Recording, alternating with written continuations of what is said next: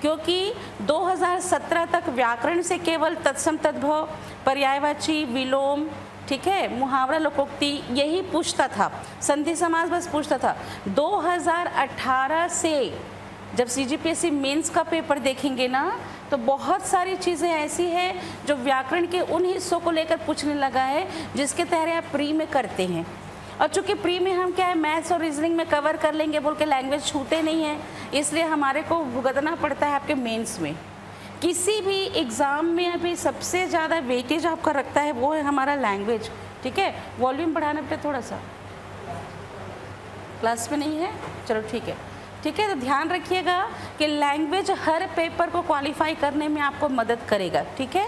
रही बात hostel warden की, 30 नंबर की आपकी हिंदी है, जिससे बेसिकली वही चीज़ें हैं जो आपकी सीजीपीएससी प्री में है। हाँ, कुछ टॉपिक है जो मेंशन नहीं किया है, जैसे कि वाक्य विचार मेंशन नहीं किया है उसने शब्द विचार दे दिया है, तत्सम तद्भव, देशज विदेशज, ठीक है, उपसर्ग प्रत्यय दे दिया है, मुहावरा लोकोक्ति दे दिया है, संधि समास दे दिया है, विकारी और अविकारी शब्द दे दिए हैं।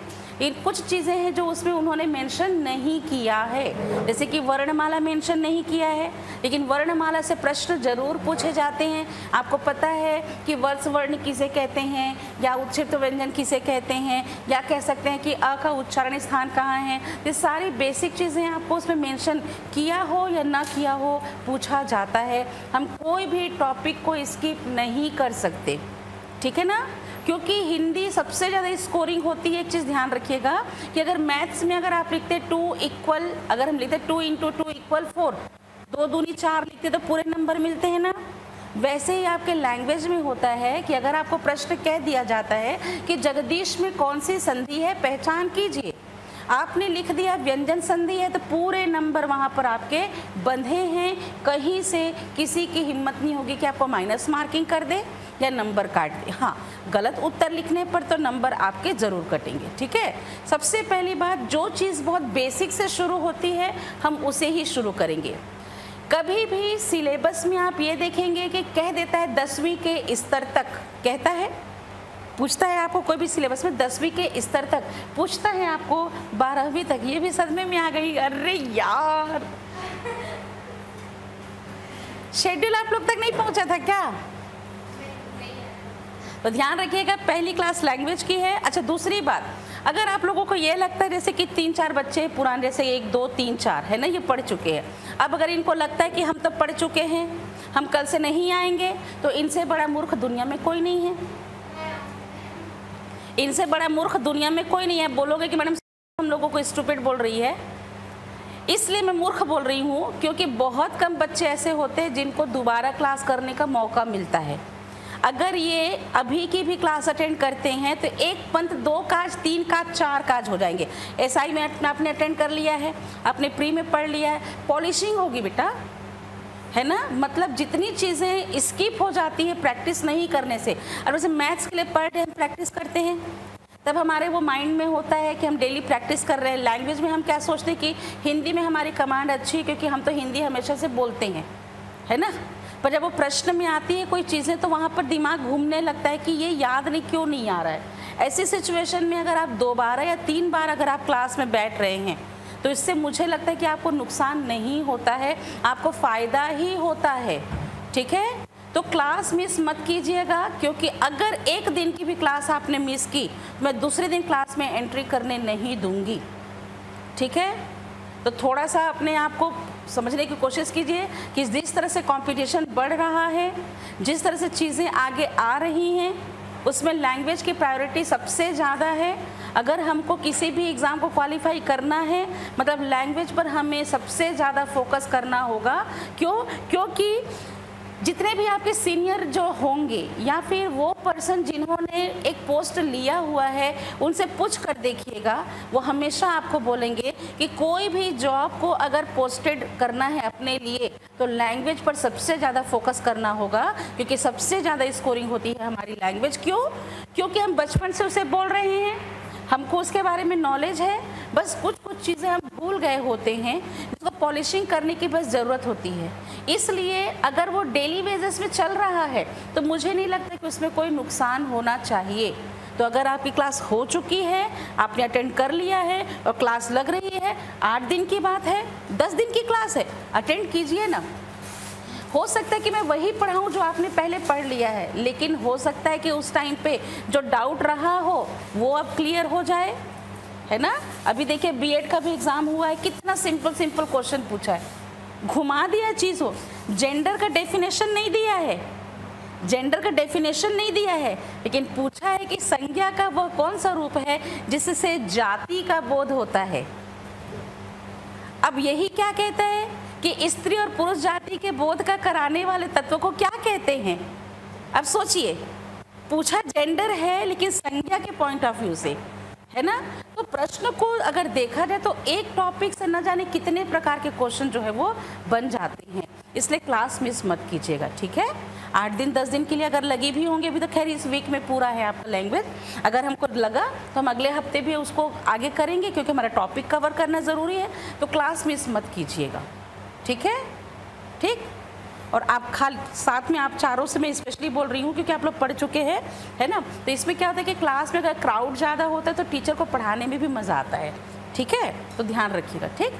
चलिए, सबसे पहली बात हम शुरू करेंगे उस बेसिक चीज़ से जो है हमारे लिए भाषा, ठीक है। बहुत बेसिक नॉलेज से शुरू करेंगे ताकि आपके जो सिलेबस है वो भी कवर हो जाए, जो मेंशन नहीं है वो भी वहाँ पर पूरा हो जाए, ठीक है। तो सबसे पहली बात, हमको हमेशा एक प्रश्न देता है भाषा से, भाषा के विकास क्रम को जमाने के लिए कहता है, ठीक है। हालांकि आपके हॉस्टल वार्डन में वो मेंशन नहीं है, पर थोड़ा सा हम उसको समझने की कोशिश करेंगे क्योंकि भाषा क्या है, कहाँ से आया, कितने प्रकार की भाषा होती है, इन बेसिक चीज़ों को जानेंगे तो व्याकरण को जानना सरल होगा, ठीक है। तो सबसे पहली बात कि भाषा क्या है कहते हैं, तो भाषा एक ऐसा माध्यम है या साधन है जो किसी व्यक्ति के द्वारा अपने विचारों को प्रस्तुत करने के लिए किया जाता है, ठीक है। ये भाषा संस्कृत के किस धातु से बना है, भाष धातु से बना है, ठीक है, जिसका मतलब होता है किसी भी कथन को बोलना या किसी भी कथन को कहना, ठीक है। जब एक व्यक्ति अपने मन की भावनाओं को, विचारों को, संवेदनाओं को दूसरे व्यक्ति तक पहुंचाता है तो वह जिस माध्यम का सहारा लेता है उस माध्यम को ही क्या कहते हैं, भाषा कहते हैं, ठीक है। तो विचार प्रस्तुतिकरण के माध्यम को भाषा कही जाती है। क्लियर हो गया। इस भाषा के 2 प्रकार होते हैं। एक ऐसा प्रकार होता है जहां व्यक्ति अपनी भाषा को क्या करता है, व्यक्त करता है, इसलिए इसे हम एक्सप्रेस्ड लैंग्वेज कहते हैं, यानी कि व्यक्त भाषा, जहां व्यक्ति अपने मनोभावों को दूसरे व्यक्ति तक अभिव्यक्त कर सकता है, तो ऐसी भाषा को व्यक्त भाषा कहते हैं, ठीक है। एक्सप्रेस कर रहा है इसलिए इसे एक्सप्रेस्ड लैंग्वेज कहेंगे। एक्सप्रेस करने के लिए वह 2 चीज़ का सहारा लेता है। एक तो कोई व्यक्ति अगर उसके सामने मौजूद है तो वह उसके सामने वर्बली अपने एक्सपीरियंस को क्या करता है, शेयर करता है। इसलिए ऐसे विचार बिंदु जहां वक्ता अपने विचार को श्रोता के कानों तक उच्चारित ध्वनि के माध्यम से पहुंचाता है, तो ऐसी भाषा जिसमें मुखाग्र तरीके का प्रयोग होता है उसे हम मौखिक भाषा, ओरल लैंग्वेज या वर्बली लैंग्वेज कहते हैं। लेकिन वही विचार बिंदु जब वो किसी ऐसे व्यक्ति तक पहुंचाना चाहता है जो उसके सामने मौजूद नहीं है, इसलिए लिपि में प्रयोग होने वाले वर्ण अक्षरों को लेकर लिखित रूप में लेखक बनकर पाठक तक अपने विचार को जब पहुंचाता है तो वही भाषा जहां वह अपने विचार को लिखकर प्रस्तुत करता है तो उसे हम लिखित भाषा के नाम से पुकारते हैं, ठीक है। इस संसार में हर एक व्यक्ति इस 2 भाषा का प्रयोग करता है, चाहे वो आपका ऐसा वर्ग का व्यक्ति हो जिसमें मौखिक का प्रयोग चाहे शिक्षित हो या अशिक्षित हो उसके द्वारा जरूर किया जाता है, लेकिन एक शिक्षित वर्ग का व्यक्ति ही लिखित भाषा का प्रयोग कर सकता है। दूसरी बात, कभी कभी इस संसार में कुछ ऐसे वर्ग देखने को मिलते हैं जो अपने विचार बिंदु को व्यक्त नहीं कर सकते, तो उसे हम अव्यक्त भाषा, अनएक्सप्रेस्ड लैंग्वेज कहते हैं। चूंकि वह अपने विचार को प्रस्तुत नहीं कर पा रहा है, वह चाहे तो मौखिक भाषा का इस्तेमाल कर सकता है परंतु नहीं कर पा रहा है, जैसे कि गूंगा व्यक्ति, एक छोटा बच्चा, पशु पक्षी अपने विचार को प्रस्तुत नहीं कर पाते। ऐसी सिचुएशन में वो चाहते हैं कि वो व्यक्ति जो है वो बोल नहीं सकता पर लिख तो सकता है। जरूरी है क्या कि उसके पास में हर टाइम कलम दवात हो? जरूरी है क्या जिस व्यक्ति को अपने विचार बताना चाह रहा है उसके पास उतना टाइम पीरियड हो? ऐसी सिचुएशन में अपने विचारों को प्रस्तुत करने के लिए किसी न किसी प्रकार के संकेत का या इशारे का सहारा लेता है। ऐसी सिचुएशन में जहाँ पर विचार बिंदु को व्यक्त नहीं किया जा सकता उसे अव्यक्त भाषा कहते हैं और इसके लिए वह संकेतों का सहारा लेता है। तो जो ट्रैफिक सिग्नल है वहाँ पर हाथ के इशारों से, रंगों के माध्यम से व्यक्ति अपने विचारों को प्रस्तुत करने का प्रयास करता है। तो भाषा क्या है? विचारों के प्रस्तुतिकरण के माध्यम को भाषा कही जाती है। यह भाषा दो प्रकार की होती है, व्यक्त भाषा और अव्यक्त भाषा। व्यक्त करने के दो तरीके, लिखित और मौखिक, और अव्यक्त करने का एक तरीका रंग या संकेतों के माध्यम से। क्लियर हो गया? ठीक है। अब इस तरह देखा जाए तो ये भाषा आई कहाँ से अगर कहता है कि ये भाषा हमारे पास आई कहाँ से कहता है, तो इस भाषा के आधार पर पूरे विश्व में अगर हम भाषाओं की बात करें तो पूरे विश्व में लगभग हमारे पास 7000 प्रकार की भाषाएं हैं जो बोली जाती हैं। उन 7000 प्रकार की भाषाओं में से कुछ ऐसी भाषाएं हैं जिसे प्रमाणिक माना गया है कि जिसका प्रयोग विचार बिंदुओं के प्रस्तुत करने के लिए किया जाता है। तो ध्यान से समझेंगे कि इस पूरे विश्व में जो 7000 प्रकार की भाषा है, कहा जाता है कि अकेले भारत के अंदर छत्तीसगढ़ में 600 से 700 बोलियां उपबोलियां बोली जाती है। पूरे भारत के अंदर लगभग 19,000 से ज़्यादा प्रकार की केवल बोलियां उपबोलियां बोली जाती है। वैसे ही पूरे विश्व की 7000 प्रकार की भाषाओं में से राउंड फिगर 2796 से लेकर 3000 को क्या माना जाता है? प्रमाणिक माना जाता है कि इतनी भाषा का प्रयोग व्यक्ति अपने विचार बिंदुओं को प्रस्तुत करने के लिए करता है। हर एक क्षेत्र में रहने वाला व्यक्ति दूसरे क्षेत्र की भाषा का भी प्रयोग विचारों को प्रस्तुत करने के लिए करता है। जैसे कि हम छत्तीसगढ़ में रहते हैं लेकिन हम हिंदी का भी प्रयोग जो है वो अपने विचारों को प्रस्तुतिकरण के लिए करते हैं। इनमें से केवल 400 भाषा है जो लिखी जाती है। इस 400 भाषा को लिखने के लिए केवल 40 प्रकार के लिपि का इस्तेमाल किया जाता है और इसी भाषा के अंतर्गत इसके कुछ पक्ष होते हैं। सबसे पहले भाषा का प्रारंभिक रूप कहलाती है हमारे लिए बोली, जिसे हम कहते हैं डायलेक्ट। ठीक है ना?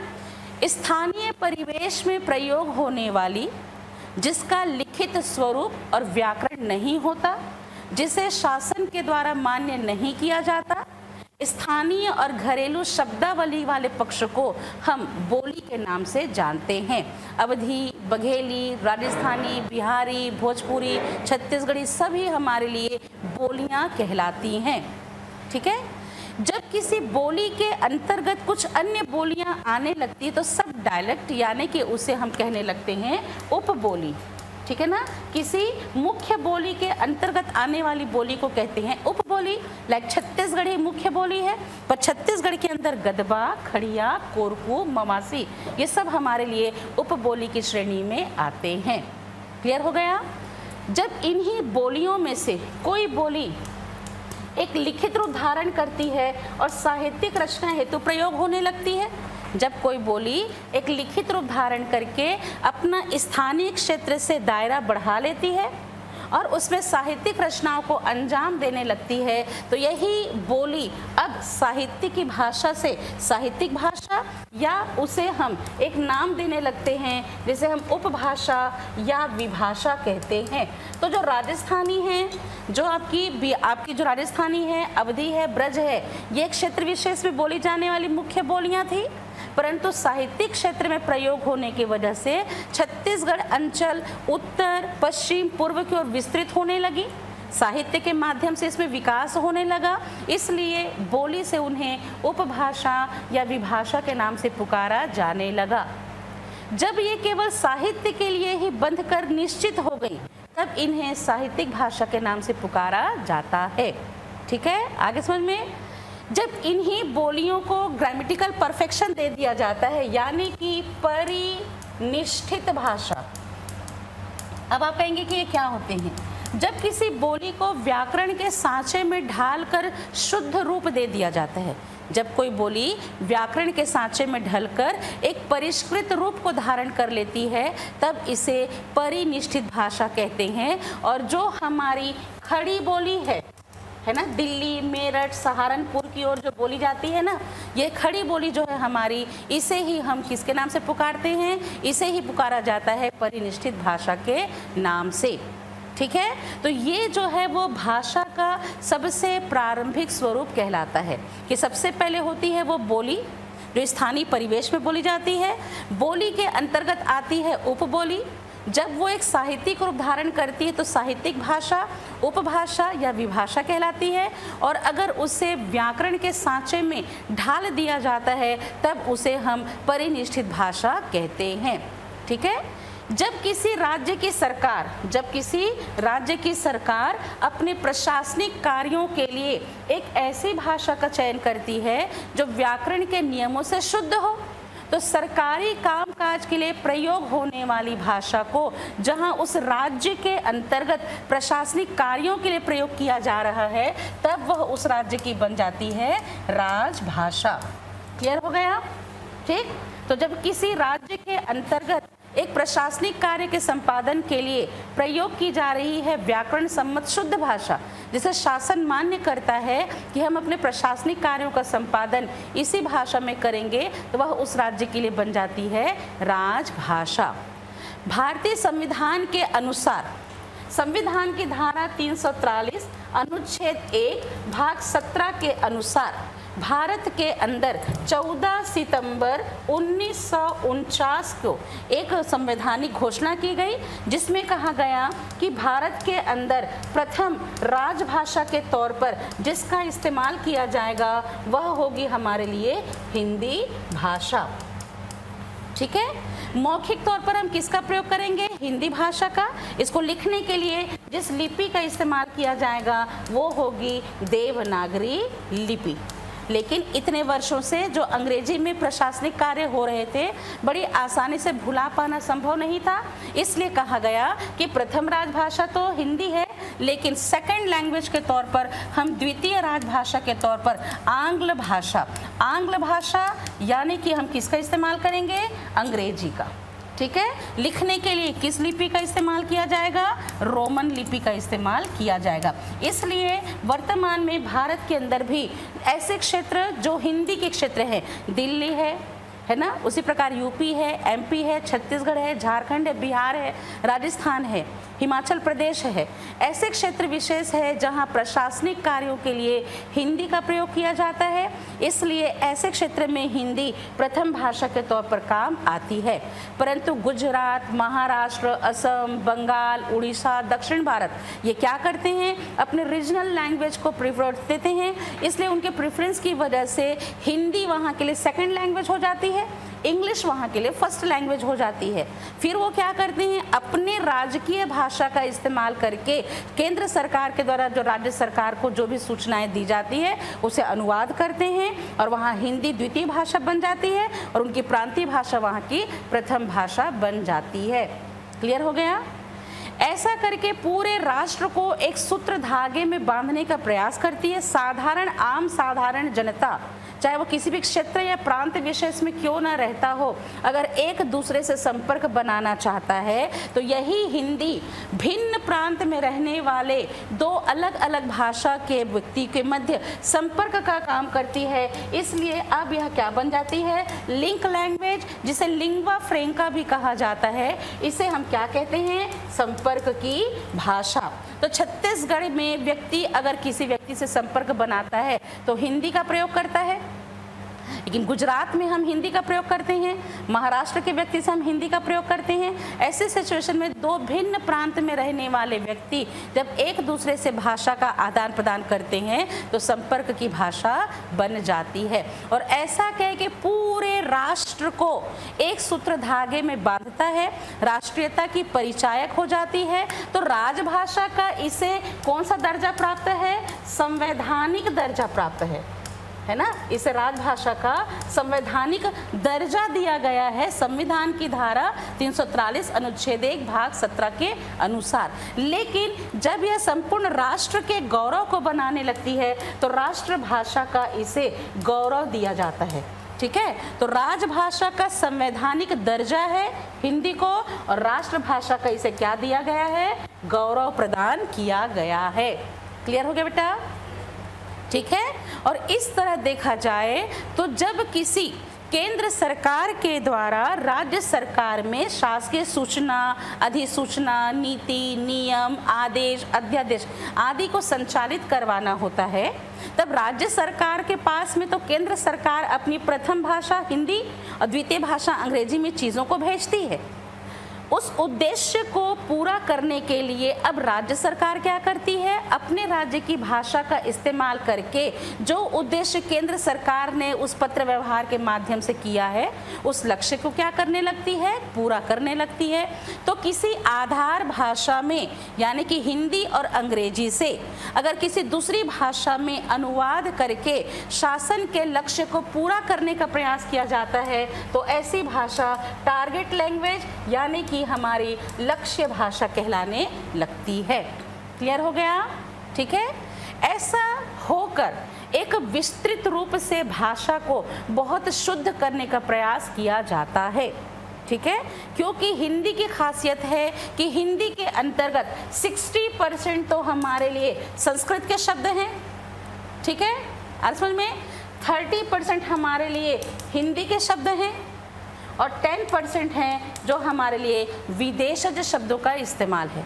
यही वजह है कि शासन के अंतर्गत एक आयोग की स्थापना की गई जिसे राजभाषा आयोग कहा जाता है।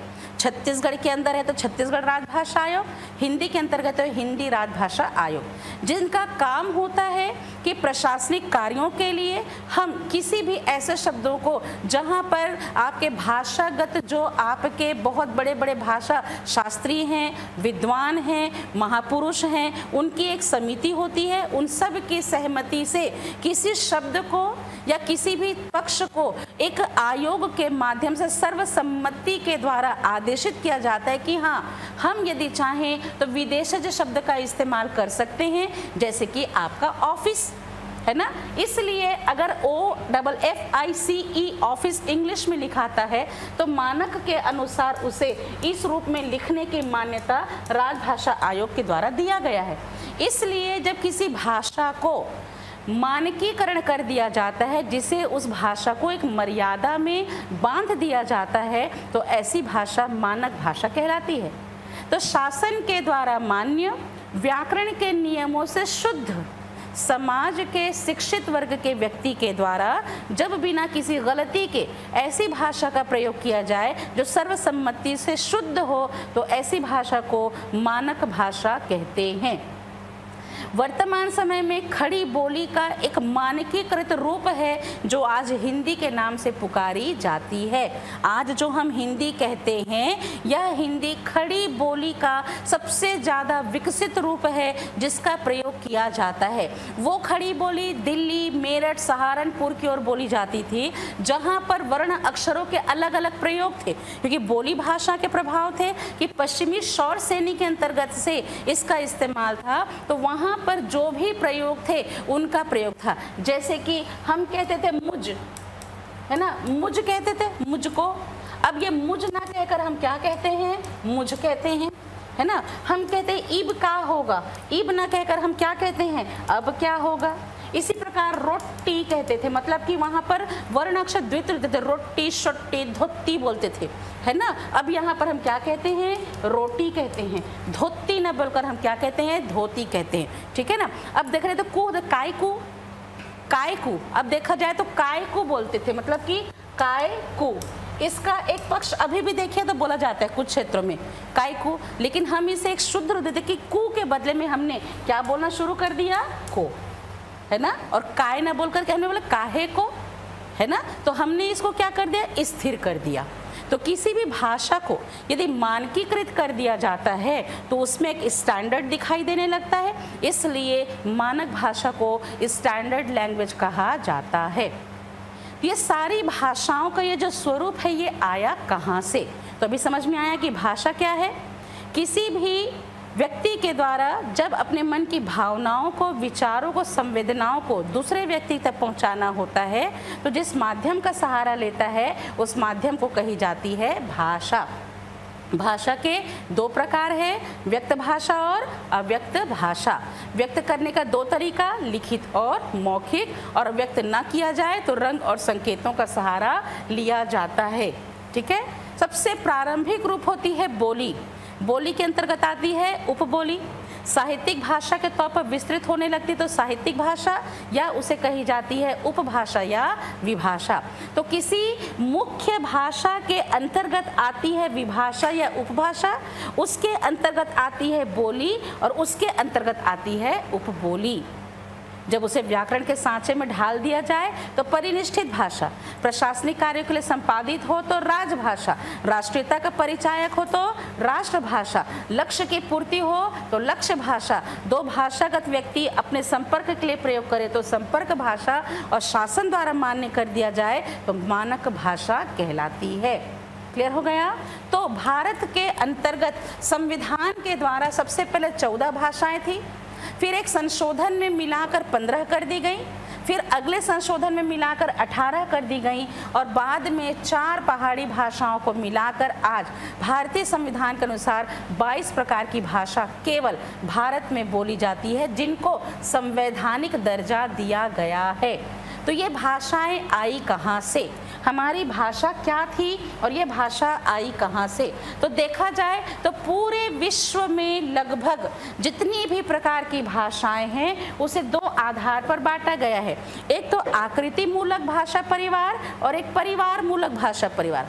आकृति का मतलब होता है कि वर्ण अक्षर जब एक दूसरे से मिलते हैं तो संधि, समास, उपसर्ग, प्रत्यय की प्रक्रिया से शब्द का निर्माण होता है जिसका प्रयोग व्यक्ति एक दूसरे के विचारों को प्रस्तुत करने के लिए करता है। तो यही खासियत है कि हमारी संस्कृत संधि, समास, उपसर्ग, प्रत्यय का प्रयोग करती है और उसी का प्रयोग हम अपनी हिंदी भाषा में भी पाते हैं। क्लियर हो रहा है? ठीक है। दूसरी बात, एक ऐसी भाषा है जो चीनी तिब्बती परिवार है जहां वर्ण अक्षर एक दूसरे से मिलते नहीं है, इसलिए उसे एकाक्षरी भाषा परिवार कहते हैं।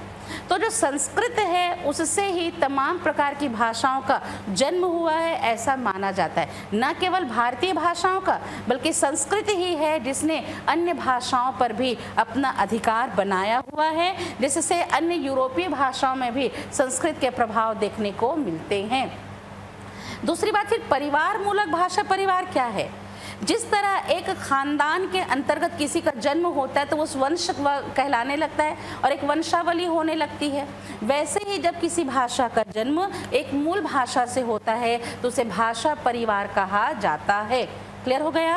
अब पूरे विश्व की भाषा परिवार को अगर देखा जाए तो पूरे विश्व के भाषा परिवार को हम कितने भाग में बांटते हैं? पूरे विश्व की भाषा को 13 भाषा परिवार में बांटा जाता है। इस 13 भाषा परिवार में से भारत के अंदर सबसे बड़ी मानी जाती है हमारे लिए भारोपीय भाषा परिवार। इसमें दो पक्ष है, एक है हमारे लिए आपका भारत और दूसरा है हमारे लिए यूरोप। इसे हम इंडो यूरोपियन कह सकते हैं। ठीक है, इसे इंडो यूरोपियन कहा जा सकता है। तो पूरे विश्व की भाषा को लगभग 13 भाषा परिवार में बांटा गया है, जिसमें से भारत के अंदर हम किसकी बात कर रहे हैं? भारतीय भाषा परिवार की। ठीक है, पूरे विश्व को कितने भाषा परिवार में बांटा गया? 13 भाषा परिवार में, है ना। विश्व की भाषाओं को 13 भाषा परिवार में बांटा गया और भारतीय भाषा परिवार में सबसे बड़ी मानी जाती है हमारे लिए भारोपीय। भारत से आया हमारे लिए आपका मूल आर्य भाषा जो है संस्कृत, है ना। यह संस्कृत जिसका प्रयोग हम हिंदी में किस रूप में करते हैं? तत्सम रूप में। दूसरी बात, न केवल हमारे मौखिक बोलचाल में बल्कि शिक्षा, साहित्य, वाणिज्य, बैंक, व्यापार जितने प्रकार के शब्द हैं सभी में संस्कृत का प्रमाण देखने को मिलता है। अम्ल, क्षार, विलयन कहता है केमिस्ट्री में, भूकंप, ज्वालामुखी, दर्रा, घाटी, भू स्खलन, हिम कहता है, आच्छादन कहता है ज्योग्राफी में। इसी प्रकार अगर देखा जाए तो कर विक्रय कहता है, मांग पूर्ति, नियम अधिनियम, हर प्रकार के विषयगत क्षेत्र में भी तत्सम रूपी संस्कृत का प्रभाव देखने को मिलता है। यह संस्कृत ही तो है कि जिसका पूरा प्रमाण छत्तीसगढ़ जैसी बोली के अंदर, दक्षिण भारतीय भाषाओं में, पूर्व हो या पश्चिम हो या उत्तर भारतीय भाषाओं में भी अपनी पहचान बनाता है। पंजाब में यदि हम जमीन कहते हैं हिंदी में, है ना, तो हमारे लिए तो जमीन शब्द विदेशज है, क्योंकि हमारे पास तो धरा है, धरातल है ना, हमारे पास तो धरा और धरातल है। जमीन तो हमारे लिए अरबी भाषा का शब्द है, हम उसके लिए संस्कृत में थल कहते हैं, हम उसके लिए संस्कृत में थल कहते हैं। और पंजाबी में अगर कोई व्यक्ति कहता है कि अरे नीचे आना, तो बोलता थल्ले आ, है ना, आ समझ में, ठीक। और इसी तरह देखा जाए तो हम भारत की जितनी भी भाषाएं, सभी भाषाओं में संस्कृत का प्रमाण देखते हैं। छत्तीसगढ़ के अंदर अम्ली कहते हैं, जो संस्कृत में अम्ब लिखा है, फनसा से हम फनस कहने लगते हैं। यहाँ तक कि अगर हम देखते हैं दक्षिण भारतीय भाषा में पायसम कहते हैं, क्योंकि पयस को कहा जाता है दूध, और दूध से पका हुआ चावल कहलाता है खीर, जैसे दक्षिण भारत में पायसम के नाम से पुकारा जाता है। हरिद्रा संस्कृत में हल्दी को कहते हैं, छत्तीसगढ़ी में हरदी कहा जाता है। आर्द्रकम से अदरक है और छत्तीसगढ़ी में आदा कहा जाता है। कहने का मतलब ये संस्कृत है जिसने न केवल भारतीय भाषाओं में अपनी छाप छोड़ी है, बल्कि बोलियों में भी इसका पहचान देखने को मिलता है। इसलिए भारत की सबसे प्राचीन आर्य भाषा कौन है, तो संस्कृत को मानी जाती है। दूसरी बात, यूरोप।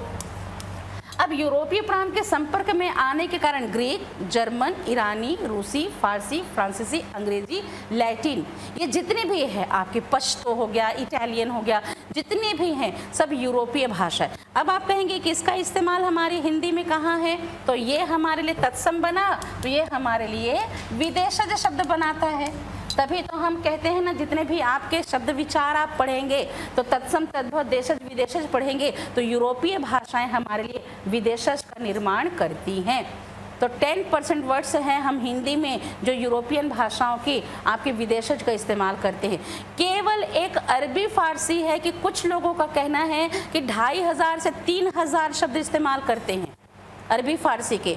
कोई कहता है कि 6000 प्रकार के अरबी फारसी के शब्द हम अपनी हिंदी भाषा में करते हैं, वो प्रयोग के अनुसार इस्तेमाल होता है, ठीक है। दूसरा, भारत के अंदर मध्य पूर्व का हिस्सा, भारत का मध्य और पूर्व का वो हिस्सा जहाँ पर जनजातियाँ निवास करती हैं, तो ऐसी बोली की मुख्यता जिसमें होती है, ऐसी भाषा जैसे बोली की प्रमुखता होती है, उसे हम आग्नेय भाषा परिवार कहते हैं। इस आग्नेय भाषा परिवार को छत्तीसगढ़ के अंदर हम मुंडा भाषा परिवार भी कहते हैं। दूसरी बात, इसे हम एक और नाम से पुकारते हैं, जिसे आग्नेय कहा जाता है। इसे हम आस्ट्रो भाषा परिवार भी कहते हैं, इसे हम एशियाटिक भाषा परिवार भी कहते हैं। यानी कि इसमें किसकी प्रमुखता होती है, बोली की, ठीक है। किसकी प्रमुखता होती है, बोली की प्रमुखता होती है। भारत के मध्य और पूर्वी इलाके में इसका प्रयोग किया जाता है, ठीक है। इसका प्रयोग करने वाले व्यक्तियों को हम किरात के नाम से पुकारते हैं। जो इस भाषा का प्रयोग करते हैं उन व्यक्तियों को किरात के नाम से पुकारा जाता है। तो छत्तीसगढ़, झारखंड, ठीक है, यहाँ तक कि आपका मध्य प्रदेश का कुछ हिस्सा, ऐसे क्षेत्र में आपके मुंडा भाषा परिवार का इस्तेमाल किया जाता है। तीसरा अगर देखा जाए तो दक्षिण भारत की ओर है आपकी द्रविड़ भाषा परिवार। भारत के दक्षिण में जिस भाषा परिवार का इस्तेमाल किया जाता है उसे द्रविड़ भाषा परिवार कहा जाता है। दक्षिण भारत में तमिल, तेलुगु, कन्नड़, मलयालम, है ना, साथ ही अगर देखा जाए तो इसके अंतर्गत गोंड और उरांव का भी प्रभाव देखने को मिलता है। इसलिए छत्तीसगढ़ का जो दक्षिणी हिस्सा है, आप देखिएगा छत्तीसगढ़ के दक्षिणी हिस्से में हम वहाँ पर गोंड और उरांव को जानते हैं, क्योंकि दक्षिण भारतीय भाषाओं का प्रभाव है। तो तमिल, तेलुगु, कन्नड़ और मलयालम दक्षिण भारतीय भाषाएं जहाँ प्रयोग की जाती है उसे द्रविड़ भाषा परिवार कहते हैं, ठीक है।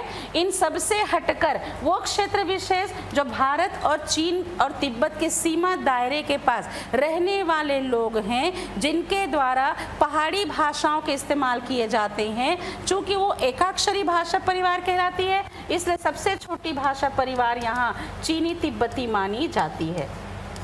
ठीक है ना। चीनी तिब्बती को भारत की सबसे छोटी भाषा परिवार कही जाती है। अब आते हैं इसके परसेंटेज की बात कि कौन सी भाषा का कितना प्रतिशत है जो प्रयोग किया जाता है। तो ध्यान से समझेंगे कि जो आपकी भाषा परिवार में आपकी भारोपीय है, इसका परसेंटेज 78.06% माना 7% माना जाता है, ठीक है ना। 78.07% जनता या जनसंख्या भारत की भारोपीय का इस्तेमाल करती है। द्रविड़ भाषा का प्रतिशत कितना है कहते हैं, तो इसका है 19.64, मतलब 19.64% दक्षिण भारतीय भाषाओं के इस्तेमाल किए जाते हैं। अब मध्य और पूर्वी भारत जहाँ बोलियाँ हैं तो वहाँ पर प्रयोग होती है हमारे लिए आपकी 1.11%, 1.11% जो है आपकी होती है आग्नेय भाषा परिवार। बचा हुआ हिस्सा यानी कि 1.01% ये है आपकी चीनी तिब्बती परिवार, जिसका इस्तेमाल भारत के अंतर्गत भाषा परिवार के तौर पर किया जाता है। क्लियर हो गया, ठीक है, इतना समझ में आया, ठीक। अब हम यहाँ जानेंगे कि भारत की आर्य भाषा थी हमारी संस्कृत, और वर्तमान में हम प्रयोग करते हैं हिंदी। तो संस्कृत से हिंदी का विकास कैसे हुआ था, क्लियर हो गया, ठीक है। आप कहेंगे कि तो सिलेबस में नहीं है, फिर क्यों बता रहे हैं। तो मैं बहुत बेसिक से चीज़ें शुरू करती हूँ, ये जानने के बाद में आपको आगे की चीज़ों को समझना आसान होगा। भारत के अंदर सबसे पहली आर्य भाषा के तौर पर किसका प्रयोग होता है, संस्कृत का। इसलिए भारतीय भाषाओं को कितने भाग में बांटेंगे, 3, प्राचीन आर्य भाषा, मध्यकालीन आर्य भाषा और आधुनिक आर्य भाषा। सबसे पहले अगर हम बात करेंगे प्राचीन आर्य भाषा की, ठीक है, तो भारत की सबसे प्राचीन आर्य भाषा किसे मानी जाती है, संस्कृत को। कहा जाता है कि इसका इतिहास 3000 वर्ष से भी पुराना है। भारत की सबसे प्राचीन आर्य भाषा का इस्तेमाल अगर किया जाए तो इसे सबसे प्राचीन आर्य भाषा संस्कृत को मानी जाती है, जो कहा जाता है कि इसका प्रयोग 3000 वर्ष पूर्व से किया जाता था। इस संस्कृत का प्रमाण है कि भारतीय भाषाओं के अंतर्गत जो बोलियां और उपबोलियां हैं उसमें भी संस्कृत का प्रमाण देखने को मिलता है। यदि हम संस्कृत में मातृ कहते हैं, संस्कृत में अगर हमारे द्वारा मातृ कहा जाता है जो तत्सम रूप है, हम इसे तद्भव में माता कहते हैं, है ना, और देशज के अंतर्गत हम इसे माँ कहते हैं। क्लियर हो रहा है, ठीक है। इसी प्रकार अगर इंग्लिश की बात करें तो मदर कहते हैं, सभी में माँ वर्ण से इसकी शुरुआत जो है वो होती है, ठीक है ना। जो आप ज्योमेट्री कहते हैं जिसे हम ज्यामिति कहते हैं, ट्रिग्नोमेट्री जिसे हम त्रिकोणमिति कहते हैं, है ना। तो कहने का मतलब ना केवल बोलचाल की भाषा में बल्कि वैज्ञानिक और जितने भी आपके खगोल शास्त्र हो, दर्शन शास्त्र हो, चाहे आपके समाज शास्त्र हो, राजनीति शास्त्र हो, भूगोल हो, इतिहास हो, हर क्षेत्र विशेष में संस्कृत का प्रमाण देखने को मिलता है। इस संस्कृत में भारत में 2 रूप थे, इस संस्कृत के 2 रूप थे। इस संस्कृत का सबसे पहला रूप कहलाता था वैदिक संस्कृत। जो प्रथम 4 वेद हैं और जो उपनिषद हैं, ब्राह्मण ग्रंथ हैं, धर्म सूत्र हैं, उनको लिखने के लिए जिस संस्कृत का प्रयोग किया जाता था उसे वैदिक संस्कृत कहा जाता था। आप एक गणित पढ़ते हैं साधारण सा और एक गणित पढ़ते हैं वैदिक गणित पढ़ते हैं, तो कहा जाता है कि कुछ लोगों का कहना है कि वैदिक गणित के टर्म्स बहुत ज़्यादा लंबे लंबे होते हैं लेकिन सबसे ईजी है समझना। कुछ लोगों के लिए साधारण गणित सरल होती है, वैदिक गणित कठिन होती है। क्यों? इसलिए कठिन होती है क्योंकि हम बचपन से साधारण गणित को पढ़ते हैं, जो हमारे स्कूल में बताया जाता है हम केवल उसे ही पढ़ते हैं, इसलिए उसके रूल और कंडीशन हमने पढ़ लिए हैं, इसलिए सरल लगते हैं। सरस्वती शिशु मंदिर के अंतर्गत जहाँ तक मुझे नॉलेज है, जब मैंने ज्वाइन किया था वहाँ पढ़ाने के लिए, तो वहाँ पर मैथ्स की 2 क्लास लगती थी। एक साधारण जो हमारी जो चल रही है शिक्षा के विभाग के अनुसार, और एक वैदिक आपके गणित अलग लगती थी। और वो कब लगता जब नैतिक शिक्षा की क्लास होती थी तब उसको स्पेशली पढ़ाया जाता था, क्योंकि कि सरस्वती शिशु मंदिर और आपको जो महर्षि स्कूल है मैक्सिमम ऐसा है कि जहाँ पर पूरी तरह से धार्मिक और सात्विक चीज़ें जो विद्यालयीन तौर पर परोसी जाती है, इसलिए वहाँ पर वैदिक आपके जो गणित थी वो भी पढ़ाए जाते थे। तो जो प्रथम 4 वेद हैं और हमारे जो उपनिषद हैं, ब्राह्मण ग्रंथ हैं, धर्म सूत्र है, उसको लिखने के लिए जिस संस्कृत के प्रयोग किए जाते थे उसे वैदिक संस्कृत कहा जाता था। और यह नाम किसके द्वारा दिया गया था? छांदस के द्वारा नाम दिया गया था। ठीक है ना। इस संस्कृत के वैदिक रूप के बाद में इस संस्कृत का एक ऐसा प्रयोग हुआ जो बहुत ही कठिन था। यह वेदाचार्यों के लिए, साहित्य आचार्यों के लिए निर्धारित था। इसके लिए विशेष प्रकार की शिक्षा की आवश्यकता पड़ती थी ताकि वेदों को, शास्त्रों को वो पढ़ सके। इसमें वेद का अंतिम अंग माना जाता है उपनिषद को। वेद का अंतिम अंग माना जाता है हमारे लिए उपनिषदों को। इसलिए उपनिषद को वेदांग भी कहा जाता है, जहाँ पर हम 6 प्रकार के अंग पढ़ते हैं। ज्योतिषाचार्य है, ठीक है, खगोल शास्त्र है, ध्वनि विज्ञान है, इसी प्रकार शब्द विज्ञान है, छंद शास्त्र है। अब कोई व्यक्ति जैसे आपका पोस्ट ग्रेजुएशन करता है, वैसे ही जब किसी भाषा को कोई व्यक्ति जानता है तो अपने लिए एक विषय का चयन करता है। जो व्यक्ति व्याकरण में अपने आप को मजबूत बनाता है, व्याकरण में अगर महारत हासिल करता है, तभी तो व्याकरणाचार्य बन जाता है। जो ज्योतिष शास्त्र की पढ़ाई करता है, ज्योतिष शास्त्री बन जाता है। जो वर्णमाला कहाँ से आया, कैसे बना, कैसे निर्माण है कहता है, तो ध्वनि विज्ञान को पढ़ता है। कुछ ऐसे जो शब्द विज्ञान को पढ़ते हैं। और इस तरह पूर्ण रूप से हर एक कविताओं को रचना करने के लिए, हर एक पक्ष को पढ़ने के लिए प्रयोग किया जाता है। इसलिए ये जो आपके संस्कृत थे, इस संस्कृत के प्रचार प्रसार करने के लिए इस संस्कृत को सरल रूप में प्रभावित करने का प्रयास किया गया और इस वैदिक का एक रूप निकल गया जिसे हम लौकिक संस्कृत के नाम से पुकारते हैं। लौकिक संस्कृत मतलब कि लोक साधारण व्यक्ति के द्वारा प्रयोग की जाने वाली साधारण संस्कृत, जिसे हम सहज प्रांजल संस्कृत के नाम से कहते हैं। तो जितने भी काव्य हैं, जितने भी आपके पुराण हैं, जितने भी नाटक हैं, तो महाकवि कालिदास की संपूर्ण रचनाएं आपकी लौकिक संस्कृत में हुई है ना। तो इसको नाम दिया गया यास्क पाणिनि के द्वारा। ठीक है, वैदिक संस्कृत नाम दिया गया हमारे लिए यास्क पाणिनि के द्वारा। ठीक, आगे समझ में।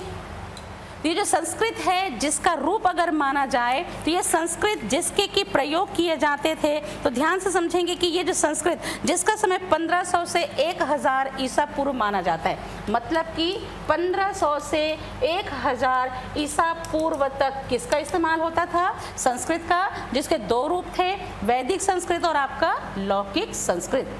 धीरे धीरे यह विकास परंपरा की ओर बढ़ने लगी। कुछ लोगों का कहना है कि संस्कृत भारत की नहीं थी, बल्कि उत्तर भारत में ऊपर से आए हुए लोगों के द्वारा इसे लाकर बसाया गया था और धीरे धीरे प्रचार प्रसार से पूरे भारतवर्ष के हर हिस्से में ये विकसित होने लगा। परंतु सनातन धर्म हिंदू राष्ट्र ये कहता है कि यह भारत की प्राचीन राज्य आपकी आर्य भाषा है, जिसका इस्तेमाल हर क्षेत्र विशेष में अपने प्रयोग को प्रमाणित करता हुआ चला आया है। क्लियर हो गया? ठीक। दूसरा समय, एक ऐसा समय जो भारत में सबसे ज़्यादा परिवर्तन का माना जाता है। न केवल राजनीतिक परिवर्तन थे, बल्कि सामाजिक और धार्मिक परिवर्तन। हम दूसरे धर्म के महानुयायियों से मिलने लगे, उनके धर्म का हम पर प्रभाव पड़ने लगा। हम तो हिंदू राष्ट्र थे, परंतु धीरे धीरे हम पर अन्य भाषा के धार्मिक प्रवृत्तियों का प्रभाव पड़ने लगा। न केवल राजनीतिक परिवर्तन हुए, सामाजिक, आर्थिक, सांस्कृतिक हर प्रकार के परिवर्तन हुए और इस समय लोक भाषाओं का जन्म हुआ और इस लोक भाषाओं के जन्म को मध्यकालीन आर्य भाषा के नाम से पुकारा जाता है। इस मध्यकालीन आर्य भाषा के अंतर्गत संस्कृत का जो 2 रूप था, वैदिक और लौकिक, उसी से एक ऐसी भाषा का जन्म हुआ जो स्वयं के द्वारा कृत हुई, जिसे नाम दिया गया प्राकृत। ठीक है ना? आगे समझ में। स्वयं के द्वारा कृत एक ऐसी भाषा का जन्म हुआ जिसे प्राकृत भाषा के नाम से पुकारा जाता है।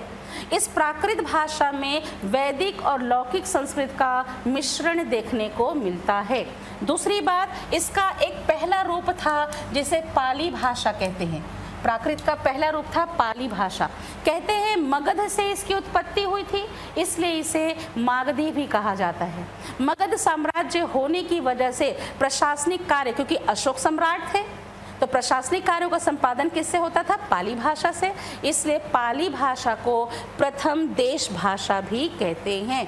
पाली भाषा को भारत की प्रथम देश भाषा भी कही जाती है, क्योंकि इसके प्रयोग से प्रशासनिक कार्यों का संपादन भारत में किया जाता था। मगध से उत्पत्ति हुई थी, इसलिए इसे मागधी भी कहते हैं। अशोक शिलाखंड कहें या इसका प्रमाण श्रीलंका के दीप वंश में देखने को मिलता है।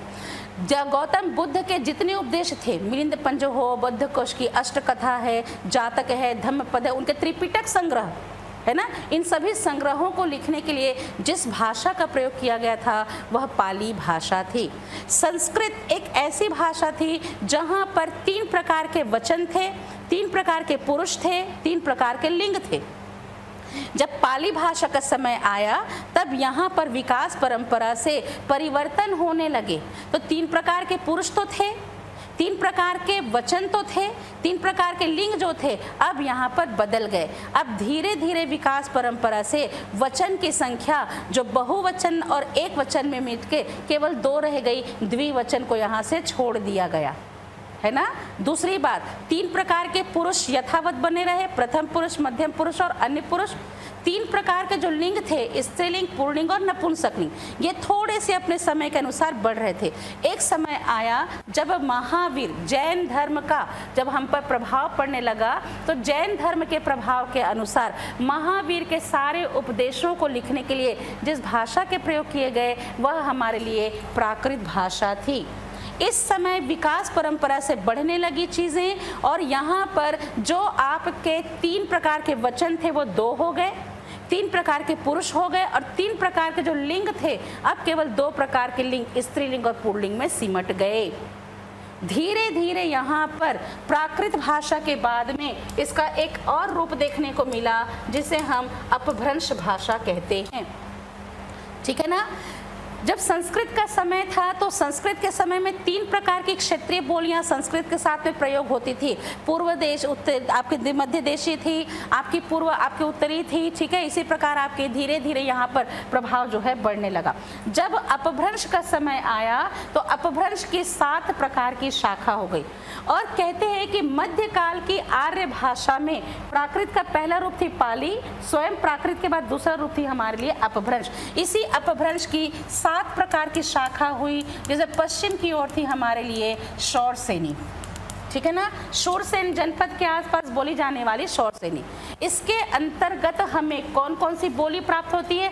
ब्रज भाषा, बुंदेली, बांगरू, खड़ी बोली, है ना, कौरवी, है ना, हरियाणवी, ये आपकी पश्चिम की ओर बोली जाती है। तो ब्रज भाषा, बुंदेली, बांगरू, खड़ी बोली, कौरवी, ये शौरसेनी के अंतर्गत बोली जाती थी, ठीक है।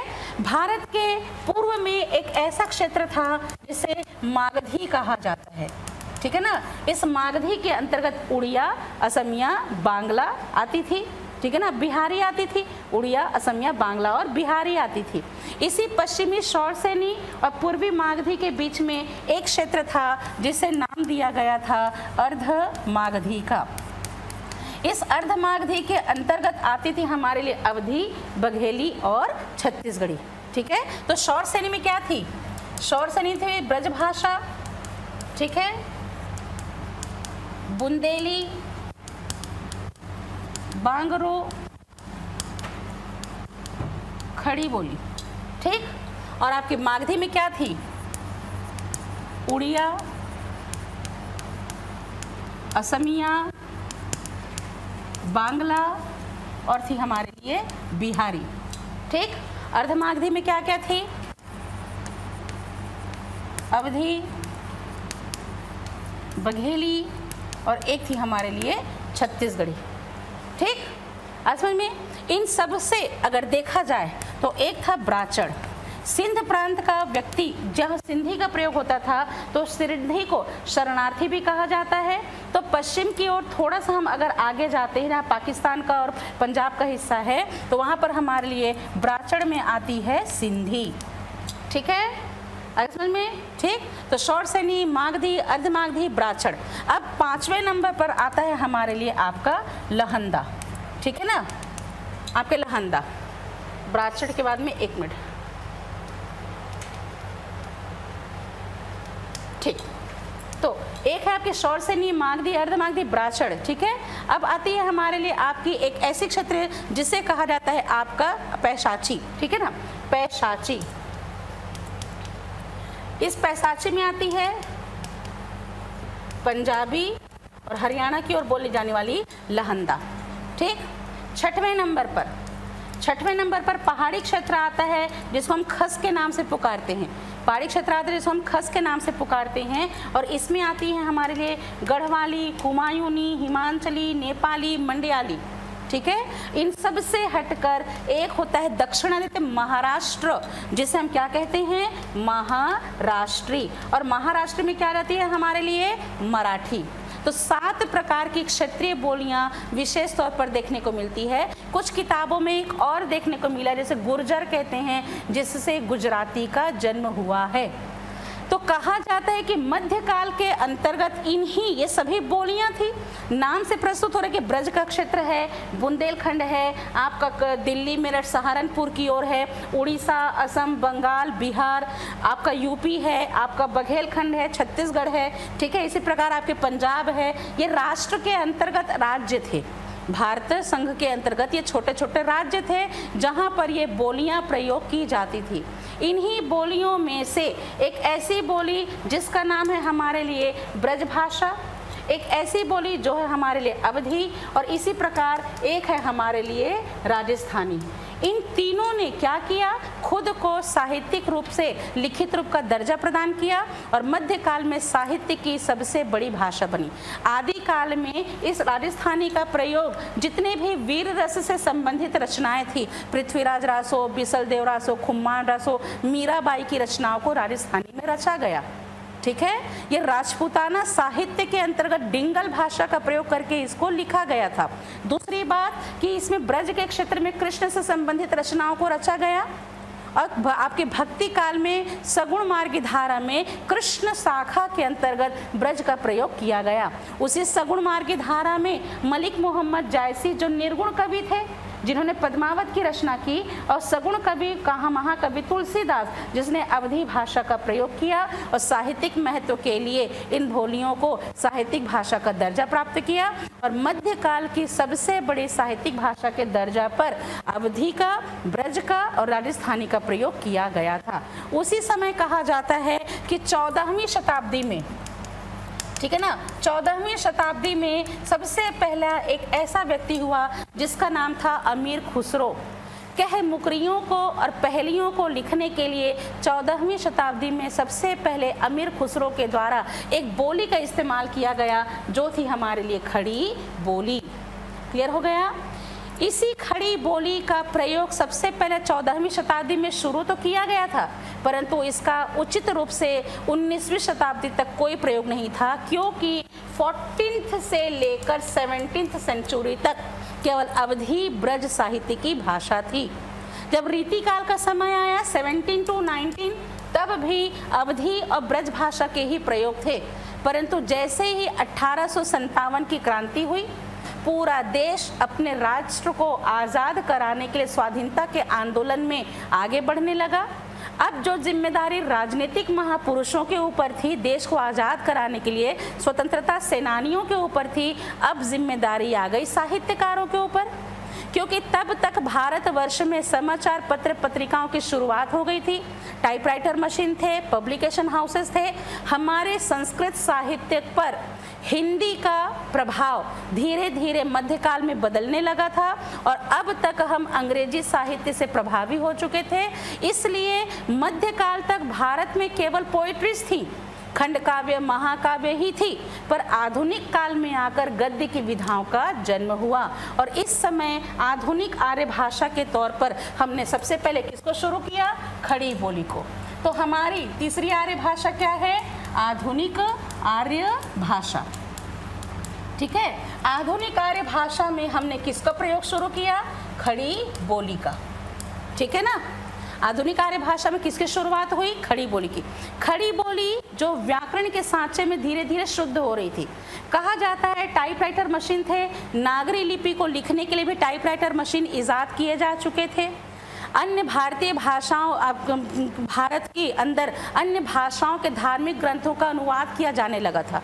बाइबल के अनुवाद होने लगे थे, अलग अलग साहित्य के अनुवाद होने लगे थे, इसलिए खड़ी बोली के सबसे पहले स्वरूप जो है इस्तेमाल किए जाने लगे।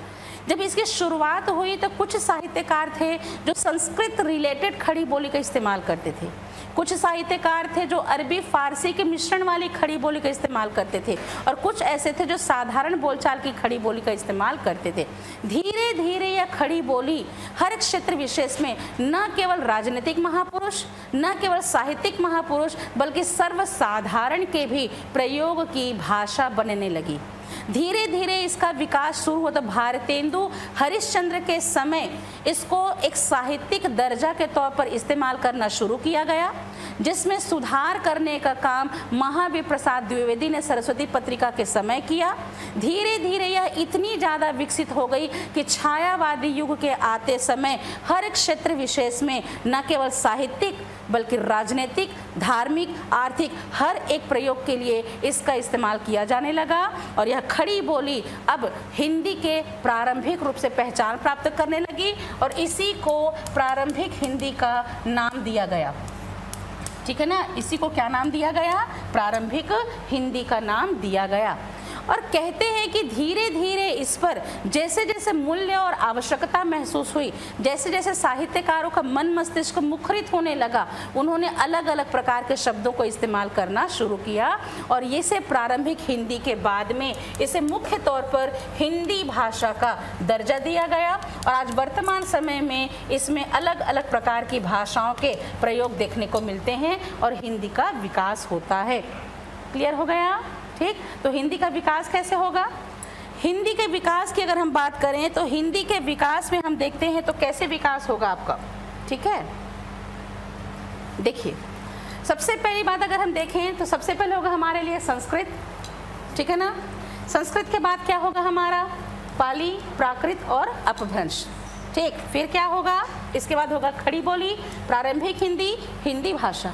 ठीक है, तो संस्कृत का विकास कैसे होगा? संस्कृत से संस्कृत, पाली, प्राकृत, अपभ्रंश, खड़ी बोली और आपकी आती है आपकी प्रारंभिक हिंदी। लेकिन खड़ी बोली और प्रारंभिक हिंदी के अगर पहले अगर देखा जाए, ठीक है ना, यहाँ देखा जाए तो आपकी अपभ्रंश के बाद में एक आती है साधुक कड़ी। अब आप कहेंगे कि साधुक कड़ी क्या है? कबीरदास एक संत थे, एक क्षेत्र से दूसरे क्षेत्र घूम घूम कर अपनी जीविका चलाते थे और जीवन के शाश्वत सत्य का यशोगान अपने कविताओं के माध्यम से किया करते थे। उनकी भाषा के अंतर्गत अरबी फारसी, प्राकृत का प्रभाव, अपभ्रंश का प्रभाव, विदेशज शब्द में अरबी फारसी का प्रभाव, मतलब पंचमील खिचड़ी की तरह उनके द्वारा प्रयोग होने की वजह से जो आपके कबीरदास हैं उसकी बोली को साधुक कड़ी के नाम से पुकारा जाता है। तो कुछ प्रश्न में कभी कभी दे देता है आपके संस्कृत, पाली, प्राकृत, अपभ्रंश, साधुक कड़ी, खड़ी बोली, प्रारंभिक हिंदी और हिंदी, ये इसका विकास क्रम कहलाता है। क्लियर हो गया? ठीक है, समझ में आ गया? ठीक, तो भाषा समझ में आई, भाषा के प्रकार, भाषा का स्वरूप, भाषा परिवार और हिंदी भाषा का विकास क्रम। कितना क्लियर हो गया? ठीक, तो संविधान ने क्या कहा था? संविधान ने कहा था कि भारत के अंदर अगर किसी भाषा का प्रयोग किया जाएगा तो वह होगी हमारे लिए हिंदी भाषा। उसको लिखने के लिए जिसका प्रयोग किया जाएगा वो होगी हमारी देवनागरी लिपि। तो आखिर ये लिपि क्या होती है? स्क्रिप्ट क्या होता है? किसी भी भाषा के मौखिक उच्चारण में जो कानों को सुनाई दे रही होती है ध्वनि, अगर उसी ध्वनि को आड़ा, तिरछा, खड़ा और कोई वक्र आकार देकर एक निश्चित सांचे में ढालकर उसके लिए निश्चित कर दिया जाता है तो उस प्रक्रिया को ही लिपि कही जाती है। तो किसी भी भाषा को लिखने का ढंग कहलाती है लिपि। किसी भी भाषा को लिखने का ढंग कहलाती है लिपि। कहा जाता है कि भारत के अंदर विशेष तौर पर एक विशेष प्रकार की लिपि है जो प्रयोग होती थी, जिसे हम ब्राह्मी लिपि के नाम से पुकारते थे। इसके अलावा जब मुग़ल शासक आए तो मुग़ल शासकों के साथ में यहाँ एक और लिपि आई जिसे खरोष्ठी लिपि कही जाती है। कहते हैं कि खरोष्ठी लिपि भी जब शुरुआत में जब आई थी ना तो लेफ़्ट टू राइट लिखी जाती थी, जैसे कि हमारी देवनागरी और ब्राह्मी लिखी जाती है। परंतु चूंकि वो आपकी ऐसी भाषा के लिए प्रयोग होती थी जो अरबी फारसी थी, अपने एक विशेष पहचान बनाने के लिए उसे कन्वर्ट कर दिया गया कि अरबी फारसी को लिखने के लिए जिस खरोष्ठी लिपि का प्रयोग किया जाता है वो राइट टू लेफ्ट लिखा जाए। इसलिए भारत के अंदर जितने भी आपके कुरान शरीफ हैं या अरबी फारसी के पक्ष हैं, उसको लिखने के लिए वो किसका इस्तेमाल करते हैं? दाहिने हाथ से बाएं हाथ की ओर इस्तेमाल करते हैं। परंतु भारतीय भाषाओं को लिखने के लिए जिस लिपि का जन्म होता है तो कहा जाता है कि अक्षर ब्रह्म ज्ञान को, अक्षर ब्रह्म वेद ज्ञान को सुरक्षित रखने के लिए जिस लिपि का जन्म हुआ उस लिपि को ब्राह्मी लिपि कहा जाता है। अक्षर ब्रह्म ज्ञान को लिखने के लिए जिस लिपि का जन्म हुआ उसे ब्राह्मी लिपि कहा जाता है। इस ब्राह्मी लिपि के भारत के पैमाने पर दो प्रयोग थे, एक तो था उत्तर ब्राह्मी और एक था दक्षिण ब्राह्मी। जब दक्षिण ब्राह्मी की बात की जाएगी तो दक्षिण भारतीय भाषाओं को लिखने के लिए जिस लिपि का जन्म हुआ था उसे दक्षिण ब्राह्मी कहेंगे। दक्षिण भारतीय भाषाओं को लिखने के लिए जिस लिपि के प्रयोग किए गए थे उसे दक्षिण ब्राह्मी लिपि कहा जाता है। इसके लिए हम तमिल, तेलुगु, कन्नड़ और मलयालम को लिखने के लिए जिन लिपियों का इस्तेमाल करते हैं, दक्षिण ब्राह्मी लिपि को लिखने की लिपि क्या कहलाती है? हमारी द्रविड़ लिपि। क्लियर हो गया? तो दक्षिण भारतीय भाषाओं को लिखने के लिए जिस लिपि का इस्तेमाल किया जाता है उसे द्रविड़ लिपि कहा जाता है, यानी इसका जन्म किससे हुआ है? दक्षिण ब्राह्मी से। ग्रंथ लिपि, कदम्ब लिपि, वट्टेलुत्तु लिपि, तेलुगु लिपि है ना, ये सभी हमारे लिए दक्षिण भारतीय भाषाओं को लिखने वाली लिपि कहलाती हैं।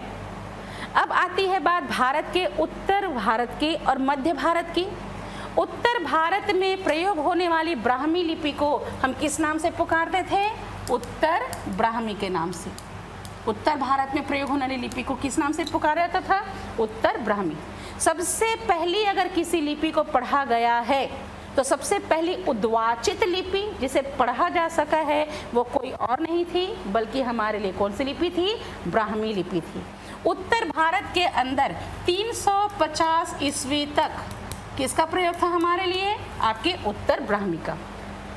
कहते हैं इसके बाद समय आया चौथी 5वीं सदी का, जब गुप्त वंश आया।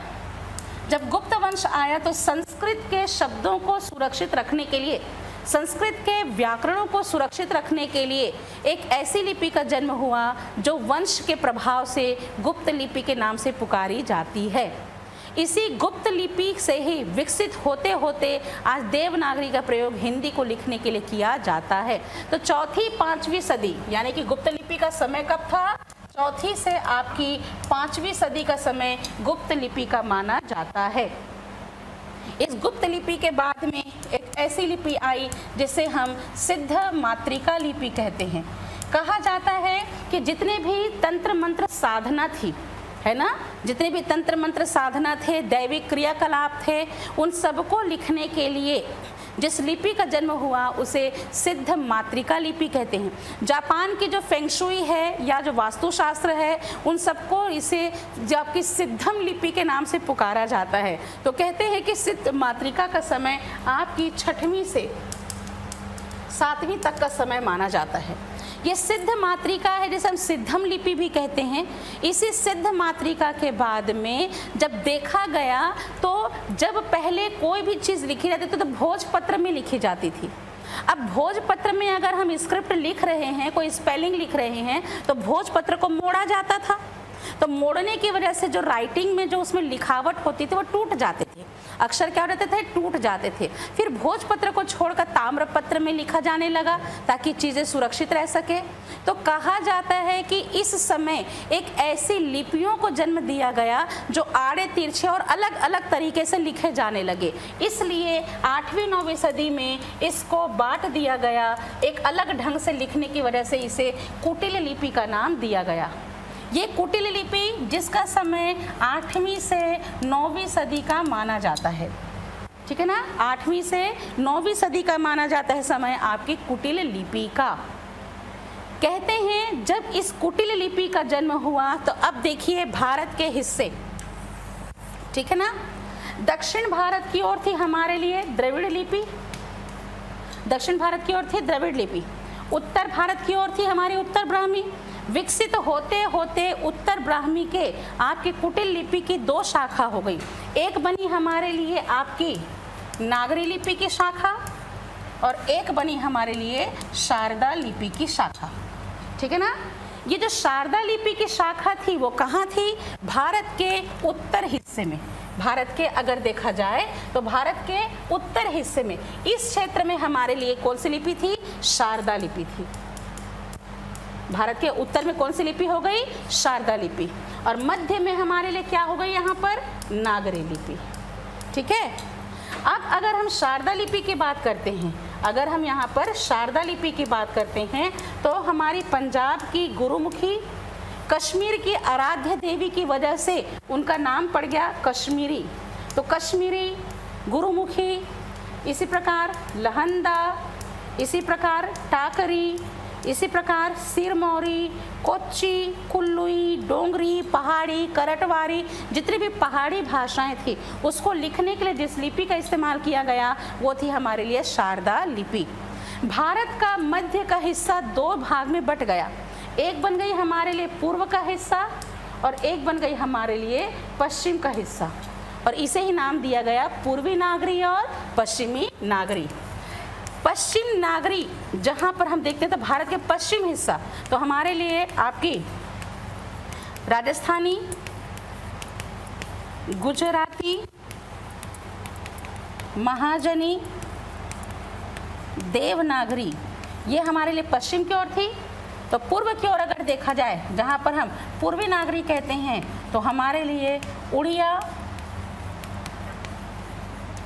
असमिया, बांग्ला का जन्म हुआ।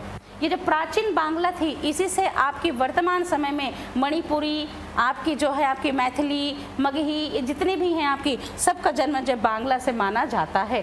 तो कहते हैं कि उत्तर ब्राह्मी की कुटिल लिपि की नागरी शाखा में पश्चिमी नागरी है, जिसमें से हम देवनागरी का प्रयोग संस्कृत भाषा को लिखने के लिए करते हैं। न केवल संस्कृत को बल्कि हिंदी, मराठी, नेपाली, कोंकणी, वर्तमान समय में छत्तीसगढ़ी को लिखने के लिए भी देवनागरी की लिपि का प्रयोग किया जाता है। क्लियर हो गया? ठीक। तो ये तो हो गई हमारे लिए बेसिक चीज़ें।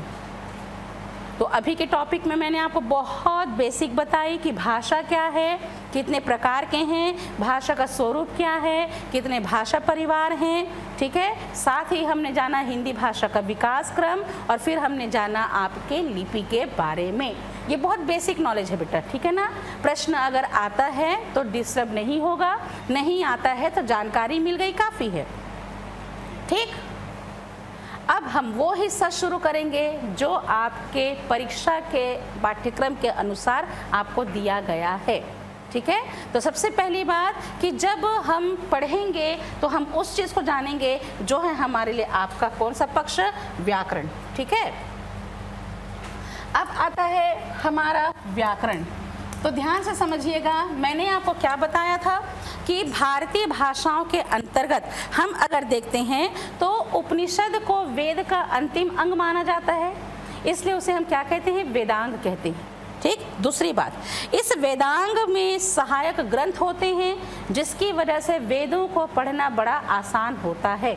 उन सहायक ग्रंथों में एक होता है शिक्षा, जिसे हम ध्वनि शास्त्र कहते हैं, इसे हम ध्वनि विज्ञान भी कह सकते हैं। इसके अंतर्गत वर्णमाला में उच्चारित ध्वनि कहाँ से आई, कैसे प्रयोग होता है, कैसा इसका उच्चारण करना चाहिए, इन सभी चीज़ों को पढ़ा जाता है। दूसरा है हमारे लिए कल्प, जो कर्म कांड होते हैं कि हमारे जीवन में हमारे कौन कौन से कर्म होने चाहिए, कौन कौन से हमारे द्वारा कर्तव्य है जो निभाए जाने चाहिए, उनको पढ़ा जाता है। तीसरा है ज्योतिषी शास्त्र, जिसके अंदर हम नक्षत्र विद्या, खगोल शास्त्र को हम लेकर चलते हैं, खगोल विज्ञान को पढ़ा जाता है। इसके अलावा होते हैं हमारे लिए व्याकरण, जिसके अंतर्गत हम शब्द शास्त्र को जानते हैं। ध्वनि विज्ञान, जिसे हम फोनोलॉजी या फोनेटिक्स कहते हैं, जिसे अल्फ़ाबेटिकल्स कहा जाता है, उसी का विकसित रूप माना जाता है आपका शब्द है ना, यानी कि आपका व्याकरण, जिसके अंतर्गत वर्णमाला के प्रयोग से शब्द कैसे बनते हैं, कहाँ से आते हैं, कैसे इसका प्रयोग किया जाना है, इन सब को पढ़ा जाता है। अगला होता है शब्द निरुक्ति, यानी कि शब्द निरुक्ति मतलब कि हम शब्द बनाएंगे कैसे, प्रथम संयोग कहाँ होगा, मध्य संयोग कहाँ होगा। अब देखिए सीजीपीएससी में बलाघात पूछा था, सीजीपीएससी में बलाघात पूछा था। आपको पता है कि बल का आघात 3 प्रकार से लगता है, कभी मात्रा पर, वर्ण के आधार पर, लघु और दीर्घ, कभी शब्द पर बल का आघात लगता है, कभी वाक्य पर बल का आघात लगता है। 2 नंबर का यह प्रश्न पूछा गया था, ठीक है ना। अगली बात कि छंद, जब हमारे पास वर्ण अक्षर हैं, वर्ण से मिलकर हमने शब्द बना लिया, हमने व्याकरण के नियमों को जान लिया, जब कविताओं की रचना करेंगे तो छंदों में बांधेंगे, मात्रा के आधार पर और वर्ण के आधार पर, और इस तरह साहित्यिक रचनाओं को रचने के लिए इतने प्रकार के नियमों का पालन किया जाता है, ठीक है। तो यहाँ से शुरू करेंगे हम व्याकरण। क्लियर हो गया, ठीक। सबसे पहली बात कि व्याकरण क्या है, वि धन आकरण, ठीक है ना, वि धन आकरण, यण स्वर संधि की प्रक्रिया से इसे क्या कहा जाएगा, व्याकरण। यहाँ पर से हमारे लिए है ई और यहाँ से है हमारे लिए आ, ठीक है ना, ठीक। व में है ई की मात्रा और यहाँ है हमारे लिए आकरण। चोरी हुई इन दोनों की, इन लोगों ने क्या बना दिया, इया, और ये हो गया आधा, और वी आकरण से बन गया व्याकरण।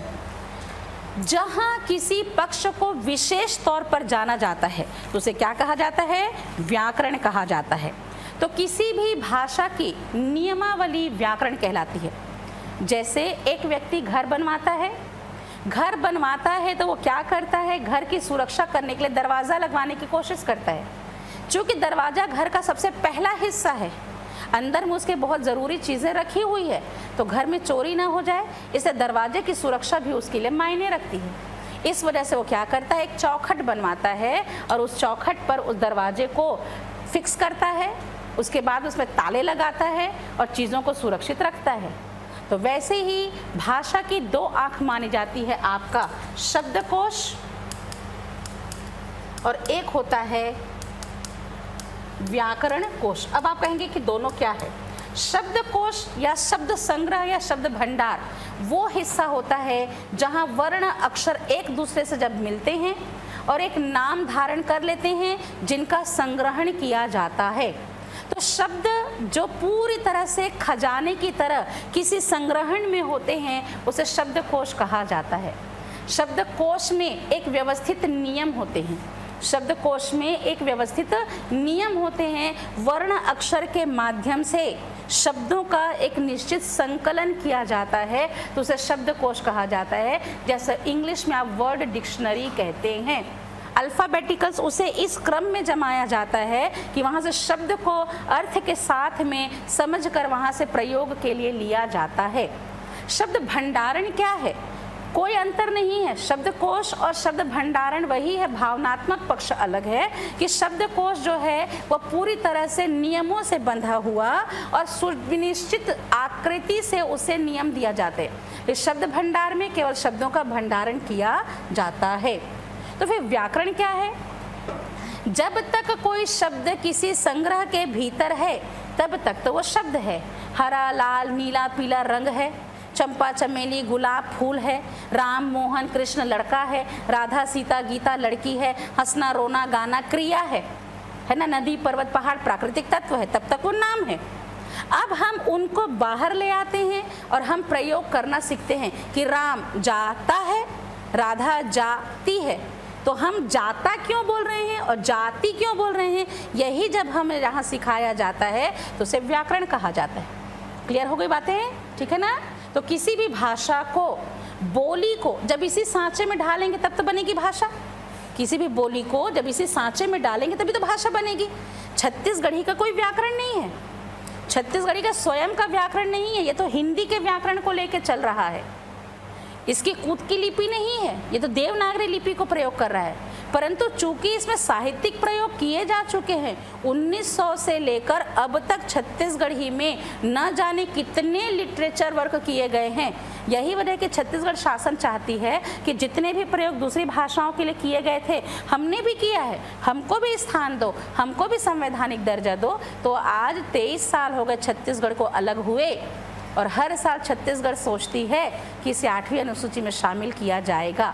जब तक शामिल नहीं है तब तक प्रशासनिक कार्य हिंदी में हो रहे हैं, परंतु वर्तमान समय में जो मंत्रालय है या जो विभाग है, अब एप्लीकेशंस वगैरह भी जो छत्तीसगढ़ी में शुरुआत हो चुके, आज से 6-7 साल पहले से छत्तीसगढ़ी में आवेदन देने की प्रथा शुरू हो गई है। जो विधायक अगर किसी मंत्री पद की आपकी शपथ लेते हैं, वो छत्तीसगढ़ी में अपने शपथ ग्रहण कर सकते हैं, बशर्ते राजभाषा होकर भी नहीं है। क्यों? क्योंकि संवैधानिक दर्जा बस प्राप्त नहीं है। ठीक है ना? तो किसी भी भाषा को एक उत्कृष्ट रूप से भाषा प्रदान करने के लिए उसके व्याकरण की आवश्यकता पड़ती है। ठीक है? तो किसी भी भाषा की नियमावली, किसी भी भाषा की नियमावली होती है, उसे ही कहा जाता है व्याकरण। किसी भी भाषा का सुव्यवस्थित, सुनियोजित ऐसी परंपरा जिसमें भाषा को लिखना, बोलना, पढ़ना समझाया जाए या सिखाया जाए, तो उस नियमावली को ही व्याकरण कहा जाता है। क्लियर हो गया? इस व्याकरण के अंतर्गत अब आप देखेंगे कि क्या होते हैं। तो सबसे पहली बात कि व्याकरण क्या है? किसी भी भाषा की नियमावली को व्याकरण कहा जाता है। इस व्याकरण के अंतर्गत हम पाते हैं कि इस व्याकरण के 4 अंग होते हैं। व्याकरण के 4 अंग होते हैं। एक होता है हमारे लिए वर्ण विचार, जिसे हम वर्ण व्यवस्था कहते हैं। इसे आप फोनोलॉजी या फोनेटिक्स के नाम से पुकारते हैं। ठीक है? इसके अंतर्गत आप क्या पढ़ते हैं? इसके अंतर्गत आप वर्ण पढ़ते हैं, वर्ण से मिलकर आप अक्षर पढ़ते हैं, वर्ण से आप मिलकर संयुक्ताक्षर पढ़ते हैं। ठीक है? और यही हमारे लिए वर्णमाला होती है। ठीक? तो वर्ण विचार, जिसके अंतर्गत हम वर्ण अक्षरों को, संयुक्ताक्षरों को, वर्ण के संयोजन को, उसके प्रयोग को, उसकी वर्तनी को, उसके शुद्धिकरण को पढ़ते हैं। ठीक है ना? इस वर्ण के 2 हिस्से होते हैं, स्वर वर्ण और व्यंजन वर्ण, है ना? तो स्वर व्यंजन से मिलकर हमारी संपूर्ण माला बनती है, जिसे वर्णमाला कहा जाता है। क्लियर हो गया बेटा? ठीक है ना? तो व्याकरण क्या है? किसी भी भाषा की नियमावली को व्याकरण कहा जाता है।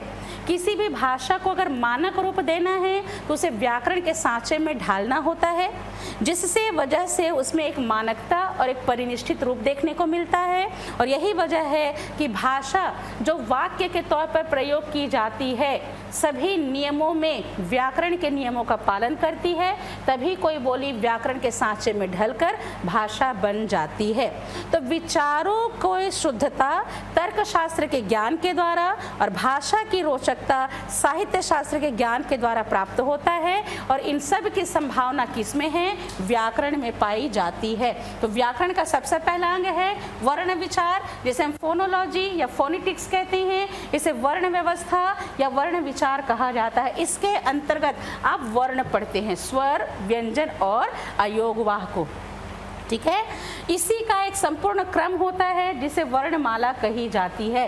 अभी इसी वर्णमाला में संयोग होकर संयुक्त अक्षर से हमारे लिए आपके अक्षर बनते हैं, और वर्तनी यानी कि मानक वर्तनी के नियमों को पढ़ा जाता है। उच्चारण स्थान के आधार पर स्वर और व्यंजनों को पढ़ा जाता है। आपके हर एक अंतः और बाह्य प्रयत्न के आधार पर वर्णमाला को पढ़ी जाती है। इसी वर्णमाला पर आधारित होती है हमारे लिए एक प्रक्रिया जो संधि की प्रक्रिया कहलाती है। क्लियर हो गया? ठीक? जब हम वर्ण अक्षरों को मिलाते हैं तब हमारे लिए दूसरा अंग तैयार होता है, जिसे शब्द विचार कहा जाता है। शब्द विचार, जिसे हम इटमोलॉजी कहते हैं, इसके अंतर्गत शब्द की उत्पत्ति कहाँ से हुई, तो शब्द आया कहाँ से, तो आपके शब्द कहाँ से आए। तो हमारे लिए हम यहाँ 4 प्रकार के आधार पर पढ़ते। रचना के आधार पर आप क्या पढ़ते हैं? रूढ़, यौगिक और योग रूढ़। आया कहाँ से? तो इतिहास के आधार पर आप क्या पढ़ते हैं? तत्सम, तद्भव, देशज, विदेशज और संकर शब्द। ठीक है। अर्थ के आधार पर क्या पढ़ते हैं, सार्थक और निरर्थक शब्द। सार्थक में क्या पढ़ते हैं, समानार्थी, एकार्थी, विलोम, अनेकार्थी, पर्यायवाची, समुच्चारित, समश्रुत शब्द, युग्म शब्द पढ़ते हैं। और हम इसका प्रयोग करते हैं तो प्रयोग के आधार पर कितने प्रकार के शब्द हो जाते हैं, प्रयोग और रूपांतर के आधार पर 2 प्रकार के। परिवर्तन उत्पन्न हो गया तो विकारी, और उत्पन्न नहीं हुआ परिवर्तन तो अविकारी शब्द होते हैं। और यहाँ पर हमारा शुरू होता है मॉर्फोलॉजी, जिसे हम शब्द पद कहते हैं, ठीक है ना। मॉर्फोलॉजी जिसे शब्द पद कहा जाता है।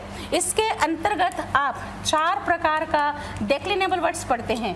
विकारी शब्द पद यानी कि संज्ञा, सर्वनाम, क्रिया और विशेषण। और 4 प्रकार का पढ़ते हैं इनडेक्लिनेबल वर्ड्स यानी कि अविकारी शब्द पद, जिसे हम कहते हैं क्रिया विशेषण, संयोजक, विस्मय आदि बोधक और संबंध बोधक। क्लियर हो गया, ठीक। आगे बात समझ में। अब इन्हीं सबसे व्याकरण का सबसे महत्वपूर्ण और सबसे अंतिम अंग होता है हमारे लिए सेंटेक्स या सेंटेंस, जिसे हम वाक्य विचार के नाम से पुकारते हैं। क्लियर हो गया, वाक्य विचार, ठीक। अब ये वाक्य विचार जिसे हम सेंटेक्स कहते हैं, इसमें हम देखते हैं तो वाक्य रचना के आधार पर कितने प्रकार के होते हैं, तो आपके होते हैं सरल वाक्य, मिश्र वाक्य और संयुक्त वाक्य। अर्थ के आधार पर कितने प्रकार के होते हैं, 8 प्रकार के, सकारात्मक, नकारात्मक, विधिवाचक, प्रश्नवाचक, इच्छार्थक, आज्ञार्थक, शर्तबोधक। अब इसी में अगर देखिए, अगर प्रोनाउंसिएशन मिस्टेक होती है तो वर्तनी प्रभावित होती है, अगर मौखिक उच्चारण में गलती है तो वर्तनी प्रभावित होती है। जहां से आपको प्रश्न आता है निम्न में से शुद्ध वर्तनी का चयन कीजिए, निम्न में से किसकी वर्तनी शुद्ध है उसका चयन कीजिए, निम्न में से एक अशुद्ध है उसका चयन कीजिए। ये प्रश्न जरूर पूछता है, हर एग्जाम में पूछता है, ठीक है ना। तो उच्चारण की गलती से वर्तनी प्रभावित होती है। और अगर ग्रामेटिकल मिस्टेक है, अब जैसे हम लोग सब खाता है, हम जल भी खाता है, चाय भी खाता है, गुपचुप भी खाता है, हम सब खाता है ना। साउथ इंडिया में सब जाती है, लड़का भी जाती है, लड़की भी जाती है, औरत भी जाती है, आदमी भी जाती है ना। मैं जाएगी, मैं खाएगी। साउथ इंडिया में जेंडर है ही नहीं वहाँ।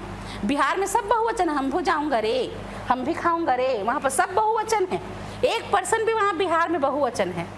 लेकिन हिंदी कहती है कि नहीं, जो इस्तेमाल है, जैसा प्रयोग है वैसा करो। तो ग्रामेटिकल अगर मिस्टेक होती है तो ग्रामेटिकल एरर से हमारे वाक्य जो हैं वो अशुद्ध हो जाते हैं, ठीक है।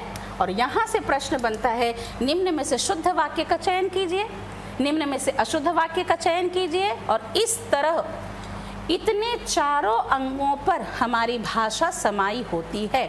अब देखिए, इनमें से बेटा आपके परीक्षा के पॉइंट ऑफ व्यू से इतना पूरा आपकी परीक्षा की जान है, ठीक है ना।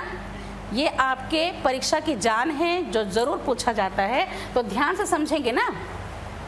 ये तो आपको समझने वाला हिस्सा है, ये आपको रटने वाला हिस्सा है, ये समझने वाला हिस्सा है। ये आपका पार्ट ऑफ स्पीच है, ये आपका पार्ट ऑफ स्पीच है, ठीक है ना। ये आपका सेंटेक्स जो है पार्ट ऑफ स्पीच का ही हिस्सा है, ठीक है। ये भी आपको समझने वाला है, कब सरल है, कब मिश्र वाक्य है ना, किस वाक्य से कैसे बनेगा, ये आपको समझने वाला है। रटने वाला हिस्सा आपका ये वाला है, ठीक।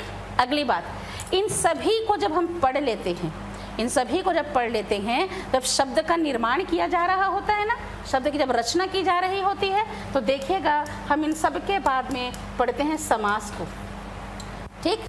इन सभी व्याकरण में हम पढ़ते हैं समास को, ठीक। जब वर्ण अक्षर को संयुक्त किया जाता है तो कभी हम सामने कुछ लगाते हैं और बाद में कुछ लगाते हैं, तब पढ़ा जाता है उपसर्ग और प्रत्यय को। क्लियर हो गया।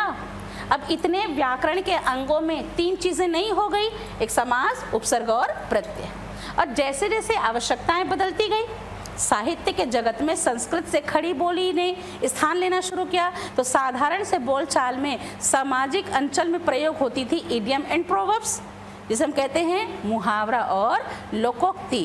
अब इस व्याकरण के हिस्से में 2 चीज़ें और जुड़ गई, एक जुड़ गई हमारे लिए मुहावरा और एक जुड़ गई हमारे लिए लोकोक्ति, ठीक है। और इतने हिस्से से आपके परीक्षा में प्रश्न पूछे जाएंगे, ठीक। तो आपको 4 अंकों को पढ़ना है। दिखने में छोटा है, वहाँ पढ़ना है वर्णमाला, वर्तनी शुद्धिकरण और संधि। यहाँ पढ़ना है आपके शब्द विचार, यहाँ पढ़ना है 4 प्रकार का विकारी, 4 प्रकार का अविकारी। इसके अलावा कुछ एम्फेसाइजिंग जैसे कि निपात हो गया, कुछ वॉइस ट्रांसलेशन जैसे कि वाच्य परिवर्तन हो गया, वो आपको यहाँ पर ज़रूर पढ़ना है। क्लियर हो गया?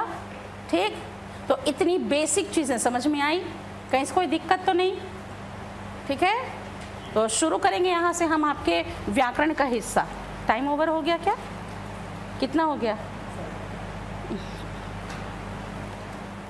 आज मैंने बहुत बेसिक चीज़ें बताई ना आपको। ठीक, कल से हम वर्णमाला शुरू करेंगे और कहीं से क्लास मिस मत कीजिएगा, क्योंकि वर्णमाला वाला हिस्सा आपका देखिएगा वर्तनी और आपके वर्ण को पूछता है। जैसे कि पूछ सकता है, जैसे आपके पूछ लिया था, मान लीजिए कहते था कि उत्क्षिप्त वर्ण की पहचान कीजिए, क और श का निर्माण किससे हुआ है ना। इसी प्रकार कर सकता है अंत प्रयत्न के आधार पर सघोष ध्वनि निम्न में से कौन सी है ना, निम्न में से अर्ध स्वर कौन सा है, दीर्घ स्वरों की संख्या कितनी है। ये सारे प्रश्न आपको वर्णमाला से पूछे जाते हैं, तो क्लास मिस मत कीजिएगा। आज पहली क्लास से तो बहुत बेसिक चीज़ों को मैंने समझाया है ताकि किसी प्रकार की आगे समय में आपको दिक्कत ना हो। ठीक, तो कल से हम कंटिन्यू क्लास करेंगे, 7 क्लास शुरू हो जाएगी जैसे कि आज शुरू हुई है। लेट मत कीजिएगा, ठीक है, और आप चारों एब्सेंट नहीं होंगे, ठीक है ना। ये नहीं कि हम लोग तो पढ़ लिए हैं, ठीक है ना। ठीक, क्लास मिस मत कीजिएगा। अगर आप पढ़ भी चुके हैं तो भी आपको बेनिफिट हो रहा है कि आप उसको रिपीट कर रहे हैं, बाकी बच्चों के लिए तो नया होगा। ठीक है, तो क्लास मिस नहीं करना है। मैं शार्प क्लास शुरू करूंगी, ठीक है, और कल हम पढ़ेंगे सबसे पहला अंक जो है आपका व्याकरण में वर्णमाला। ठीक है, और जैसे जैसे सीक्वेंस है ना, वर्णमाला के बाद में हम पढ़ेंगे संधि, वर्णमाला पढ़ेंगे, वर्तनी शुद्धिकरण पढ़ेंगे, फिर संधि पढ़ेंगे, क्यों? क्योंकि वो अल्फाबेटिकल्स है। फिर हम शब्द विचार पढ़ेंगे जो आपके सिलेबस में मेंशन है। फिर आपको पढ़ेंगे विकारी शब्द जो आपके सिलेबस में मेंशन है। एक स्किप किया है आपके सिलेबस में वाक्य विचार, ये स्किप किया है, लेकिन एक क्लास में इसको भी समझा देंगे। इनकेस अगर आ जाए तो भटकाव महसूस ना हो, जब सिलेबस में मेंशन नहीं है तो नहीं दिया है, लेकिन पूछता था ना शुद्ध वाक्य का चयन कीजिए, ऐसा पूछ लेता है ना कि रचना के आधार पर वाक्य कितने होते हैं, ऐसा कुछ भी प्रश्न पूछा जा सकता, तो स्किप नहीं करेंगे इसको, ठीक है ना। और इसके अलावा उपसर्ग प्रत्यय, मुहावरा, लोकोक्ति और समास, इतना आपका सिलेबस है जो हम कल से कंटिन्यू करेंगे। क्लियर हो गया बेटा? ठीक है, तो thank you so much, God bless you, love you to all my बच्चा।